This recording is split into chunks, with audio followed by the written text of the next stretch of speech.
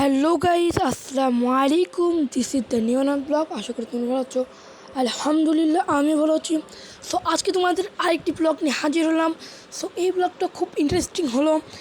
আমি আজকে একটা আত্মীয়র বাসায় এসেছিলাম, তখন দেখলাম এই গাছটায় এই ঘটনাটা ঘটেছে। তোমাদের দেখলেই তোমরা বুঝতে পারবা।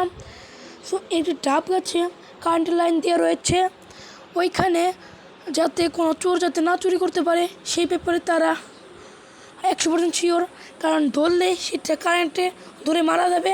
সো এটাই হলো তাদের মেন উদ্দেশ্য, যাতে কেউ যাতে না ডাব খেতে পারে।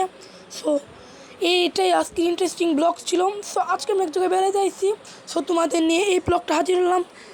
আর তোমরা সবাই আমার ইউটিউব চ্যানেলে লাইক অ্যান্ড কমেন্ট করবা আর সাবস্ক্রাইব করতে ভুলবা না গাইস। এখন তোমরা হলো বিকালের ভিউটা দেখো।